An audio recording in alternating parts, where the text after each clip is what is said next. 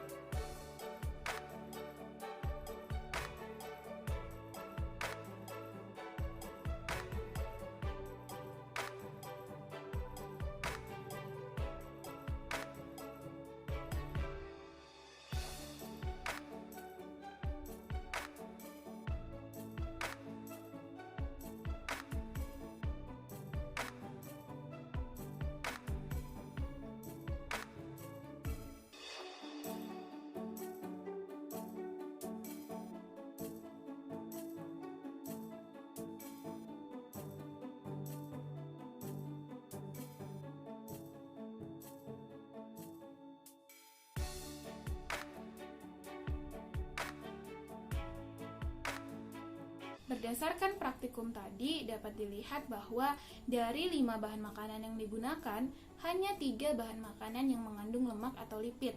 Hal ini terlihat dari adanya bekas atau noda transparan pada kertas.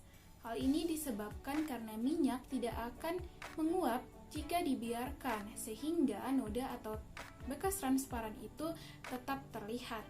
Berbeda halnya dengan putih telur dan bawang merah yang tidak mengandung lipid atau lemak, sehingga bekas atau noda transparan tidak terlihat. Nah, dari ketiga bahan makanan yang mengandung lemak tadi, margarin merupakan bahan makanan yang kandungan lemaknya paling tinggi. Dalam 100 gram margarin terdapat 80 gram atau 80% lemak. Sedangkan kemiri mengandung 60% minyak atau lemak dan kelapa hanya memiliki 33% kandungan lemak. Kemudian saya akan menjelaskan mengenai apa hubungan antara lipid atau lemak dengan obesitas. Perlu diketahui bahwa kelebihan lemak atau lipid di dalam tubuh dapat menyebabkan kelebihan berat badan atau obesitas. Nah, obesitas ini sendiri dapat meningkatkan risiko peningkatan kadar kolesterol, kadar gula darah dan insulin yang tinggi, serta tekanan darah tinggi. Jadi, bagaimana sih pola makan yang baik untuk menghindari obesitas? Perlu diketahui bahwa dalam kehidupan sehari-hari, WHO menganjurkan kita untuk mengkonsumsi lemak sekitar 15 sampai dengan 30% dari kebutuhan energi total atau sekitar 60 gram per hari bagi orang dewasa. Nah, dari 15 sampai dengan 30% ini dianjurkan untuk mengkonsumsi asam lemak jenuh di bawah dari 10% dan sisanya dianjurkan untuk mengkonsumsi asam lemak tak jenuh. Nah, asam lemak jenuh ini biasanya berasal dari produk hewani. Yang perlu diingat bahwa Produk-produk hewani ini selain memiliki asam lemak jenuh, dia juga mengandung kolesterol. Nah, asam lemak jenuh dan kolesterol ini beresiko untuk meningkatkan kadar kolesterol dalam darah.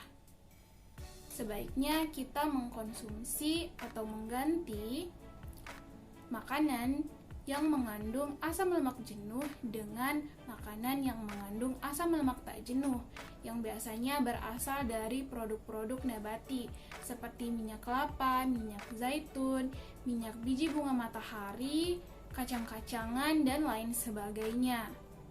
Perlu diingat juga bahwa dalam mengkonsumsi lemak dalam kehidupan sehari-hari, sebaiknya kita mengimbanginya dengan cukup mengkonsumsi serat seperti dari buah-buahan dan sayuran.